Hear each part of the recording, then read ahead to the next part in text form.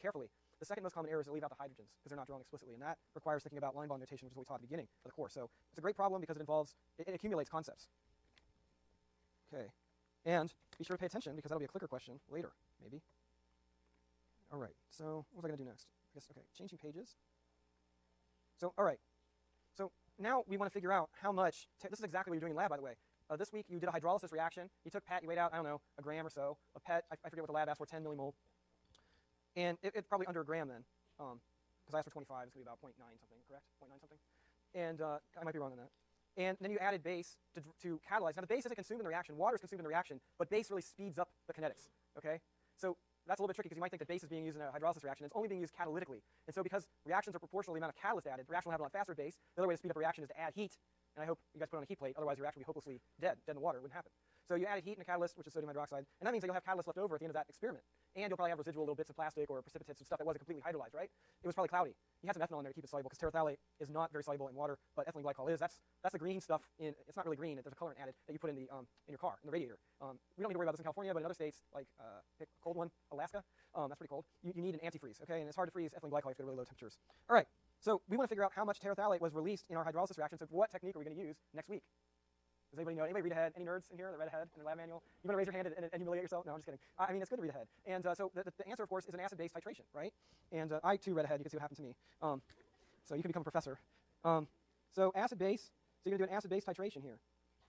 Yes, the professor gets to incriminate themselves.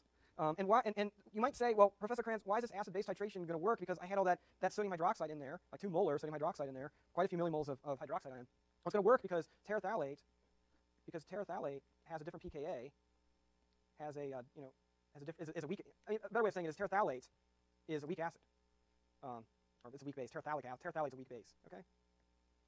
And sodium hydroxide is a strong base. So they'll have, from a practical standpoint, these will have different equivalence points. Now, if I told you, I wanted you to figure out, how much, say, sulfuric acid and HCl were mixed in a beaker with an acid-base titration, you would tell you should answer correctly that I'm crazy. Okay, you would not use that technique. You would do some technique where you look at the actual elements in those mixtures, or some kind of spectroscopy or something like that that could distinguish those two. But you would not try to distinguish two strong acids from one another or two strong bases from one another.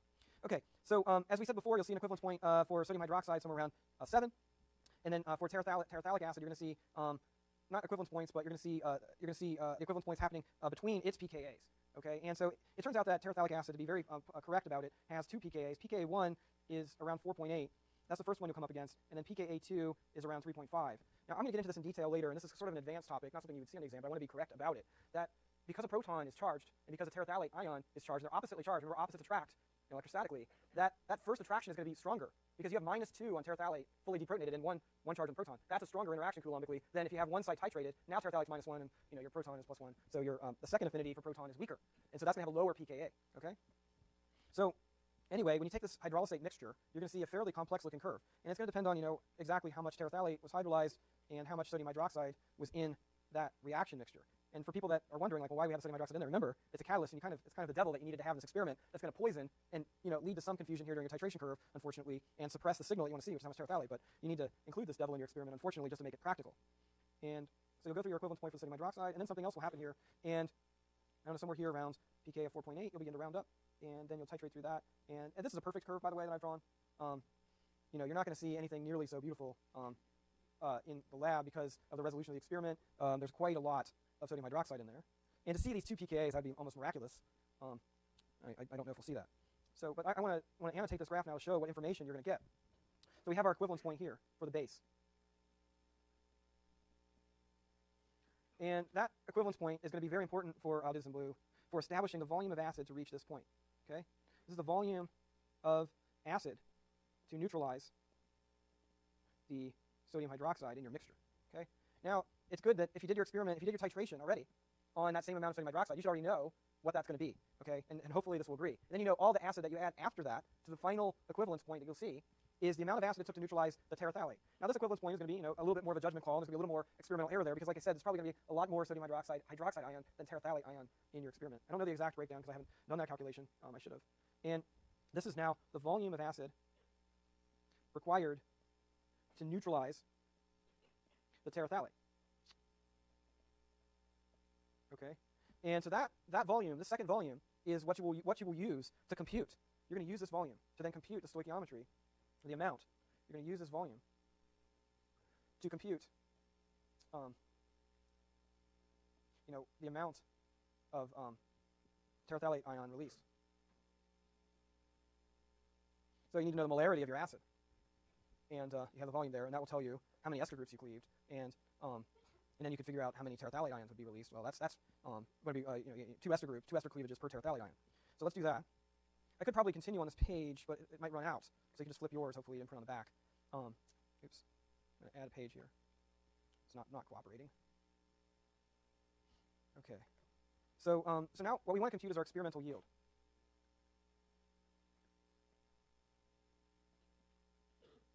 Of your hydrolyzed terephthalate.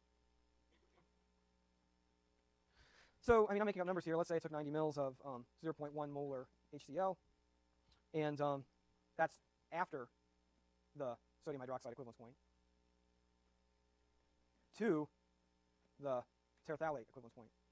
Okay, and that's the judgment call. So that's what you figured out there experimentally. There's going to be some error there. So it's a factor labeling exercise, not too hard. 90 mils. I like converting it to liters. You can do people. I'm going to be anal about it here and careful. You might try to do these things in your head. That's fine. I recommend really that when you first start getting used to chemistry, that you do these calculations the way I'm doing them, which may seem more laborious and slow, but leads to fewer errors. And then make sure that your units cancel out. Mils are canceling here, liters are canceling, and I'm left with moles of HCl. And that's going to work out to some number like this. So those are the moles of HCl, and I need to think about the stoichiometry. Now, the direct thing that you're measuring is you're not directly measuring hydrolysis. What you're directly measuring is how much of this stuff was being titrated, okay?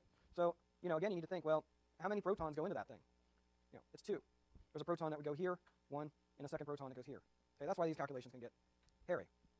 And so now we have 9 times 10 to the minus 3 mole of proton ions, okay? I just dropped the chloride. It's not doing anything in this reaction. And then I have a mole of terephthalate per 2 mole of proton. And then I have my molecular mass. I want to get this back in grams for my yield. Grams of terephthalate.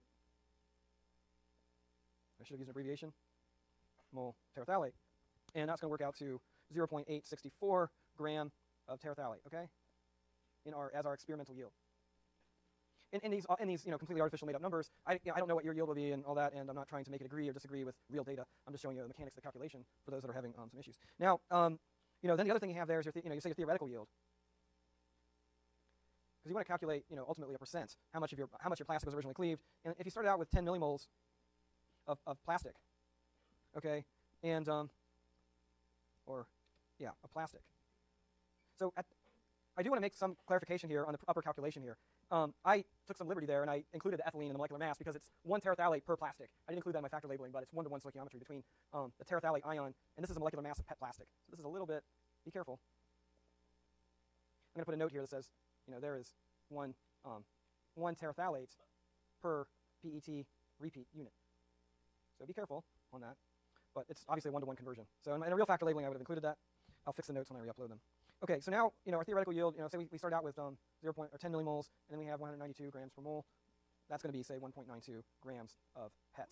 Okay, so our percent yield is going to be the 0.864 over 1.92 times 100%. This is going to be, in my made-up world here, not 45%, or the fraction of the yield is 0.45. That is your yield. Okay, so roughly that's the idea of these calculations, and you can use an acid-base titration to figure this stuff out. Are there any questions on that calculation?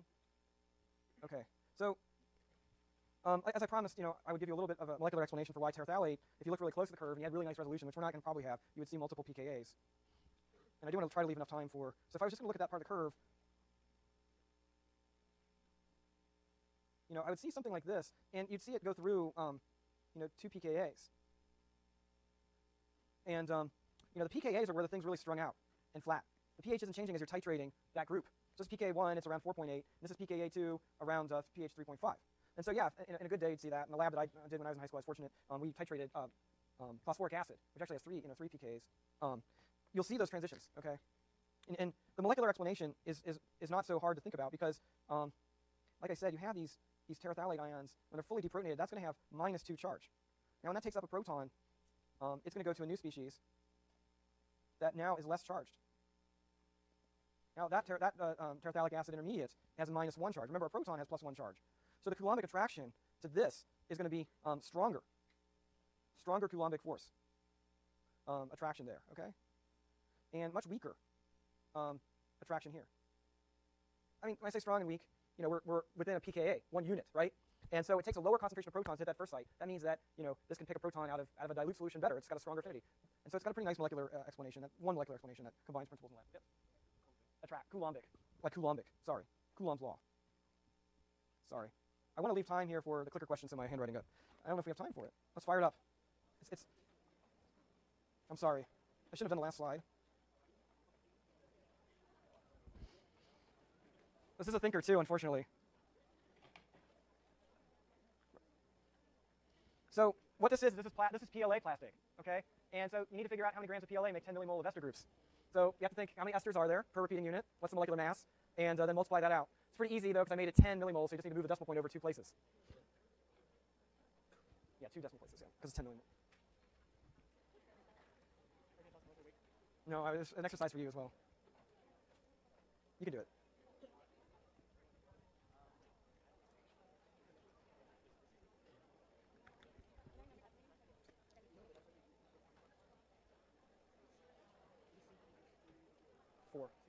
H4, C3H4. So for people that want to know the formula, C3H4O2, C3, that's 3 times 12. What's that? 36, 4, 40, 32, 72. Do you see any numbers up there that are 2 decimal points? 1 ester group, 1-to-1 stoichiometry. I'm really helping out here. Okay, I'm sorry, but we have to do this quickly. People are still clicking in though. So while they're clicking in, I'll give the answer. That's kind of funny. You know, this is all for fun, right? So there's your molecular mass calculation. You need that. And then you need to know there's 1 ester per PLA, repeating unit. And then you move it over. Choice C is the correct answer, okay? And you can click that in now. I stopped it. All right, see you next time.